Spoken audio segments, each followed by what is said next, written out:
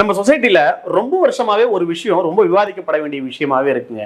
இந்த ஃபர்ஸ்ட் பெஞ்ச்ல படிக்கிறவங்க எல்லாம் பெரிய புத்திசாலி அப்படின்னும், கடைசி பெஞ்ச்ல படிக்கிறவங்க எல்லாம் முட்டாள் அப்படின்னும், ஃபர்ஸ்ட் மார்க் எடுத்துட்டா லைஃப்ல டாப்புக்கு போயிடுவாங்கணும், கடைசி மார்க் எடுத்தா அவங்க அங்கேயே தான் இருப்பாங்க அப்படின்ற ஒரு மாயை, ஒரு பிரம்மை அப்படின்றது கட்டமைக்கப்படுது.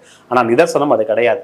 கல்லூரி முடிச்சுட்டு வந்தவங்க கிட்ட கேளுங்க, யார் யாரெல்லாம் ஃபர்ஸ்ட் மார்க் வாங்கினாங்க, நல்லா படிச்சாங்களோ அவங்க எங்க இருக்காங்க, யார் யாரெல்லாம் கடைசி பெஞ்ச்ல ராவடி பண்ணாங்களோ அவங்க எங்க இருக்காங்கன்னு பாருங்க.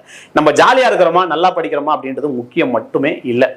நம்ம ஒரு ஆவரேஜ் ஸ்டூடெண்டா இருந்தாலும் பரவாயில்ல, நம்ம நல்ல ஒரு படிக்கக்கூடிய ஸ்டூடெண்டா இருந்தாலும் பரவாயில்ல, நமக்கான வாய்ப்பு கிடைக்கும் போது அதை பயன்படுத்திக்கிட்டு நம்ம இந்த சொசைட்டில கத்துக்கிட்டு இருக்கக்கூடிய ஒரு நாலேஜ் இருக்கு இல்லையா, அதை நம்மளோட எம்ப்ளாய்மெண்ட் ஆப்பர்ச்சுனிட்டி கிட்ட அப்ளை பண்ணும்போது நம்மளோட வாழ்க்கை வேற ஒரு பயணத்தை நோக்கி பயணிக்கும்.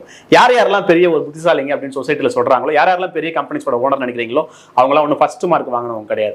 திறமையின் மூலமா மேல வந்து படிச்சுட்டு இருக்கக்கூடியவங்களுக்கு, படிச்சவங்களுக்கு வேலை வாய்ப்புகள் கொடுக்கக்கூடிய இடத்துல தான் அவங்க எல்லாருமே இருக்காங்க.